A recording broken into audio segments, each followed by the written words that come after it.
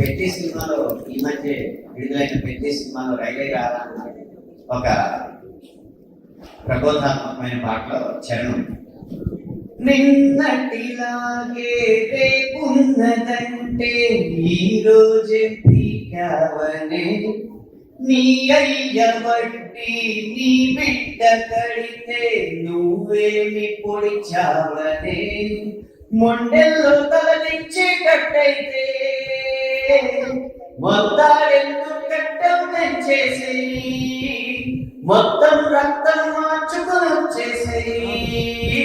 రై రై రారా రై రై రారా అట్టే లేని దారి రారా, రై రై రారా రై రై రై రారా హత్తే లేని తీరై రారా,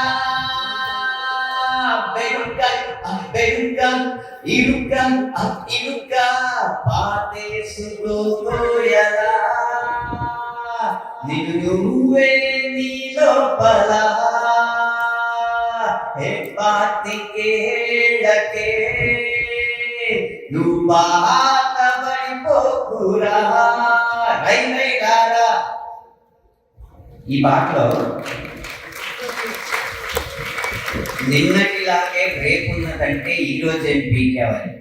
అవును, కొన్ని దండయాత్రలు ఈ దేశం మీద ఈ ధర్మం మీద జరిగి నిన్న అలా గడిచి దానివల్ల మనం నష్టం అనుభవిస్తున్నాం.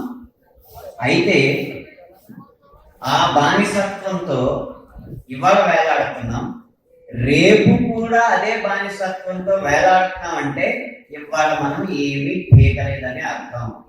కేవలం ఉపన్యాసాలు ఇచ్చుకుని కాన్క్లేవ్లు జరుపుకుని మళ్ళీ ఇంటికి వెళ్ళి అదే ఐపీఎల్ చూసుకుంటూ దేశభక్తి ఏమాత్రం లేకుండా ఎవరెవరో వచ్చి ఆడుతుంటే వాళ్ళకి అభిమానులు అయిపోతూ ఒక దేశం తరఫున ఆడుతున్నామన్న ఉద్వేగం కూడా లేకుండా కేవలం పబ్బుల్లో పెద్ద స్క్రీన్లో చూడడానికి ఉపయోగపడే ఐపీఎల్ అనే ఒక విచిత్రమైన వ్యవస్థని మనం అభిమానిస్తూ ఆనందిస్తున్నామంటే మనం ఉపన్యాసాల వరకే పరిమితం అయిపోయాం. ఇవాళ ఈ ధర్మం కోసం మనం ఏమీ పీకట్లేదని అర్థం. నీ అయ్య వడ్డీ నీ బిడ్డ కడితే నువ్వేమి పొడిచావని, ఆ రోజు జరిగిన ఆక్రమణలు దండయాత్రలతో ఎంతో సుసంపన్నంగా ఉన్న ఈ భారతదేశం సుసంపన్నంగా ఉంది కాబట్టి ఆక్రమణలు చేశారు, అది వేరే విషయం. 43% జీడిపి, ప్రపంచ జీడిపి భారతదేశంలో అది ఇందాకే మనకు సభలో చెప్పడం జరిగింది. అయితే నష్టపోయి పేదరికమైన దేశంగానే మిగిలి ఉన్నాం. కానీ అప్పుడు నష్టపోవడం వల్ల ఆ నష్టాలకు వడ్డీలు కడుతూనే ఉన్నామంటే మన నాన్నగారి నష్టం మన కొడుకు కూడా భరిస్తున్నాడంటే మనం ఈరోజు ఏం పొడవలేదని అర్థం. కేవలం ఉపన్యాసాలకే పరిమితమైపోయాయని అర్థం.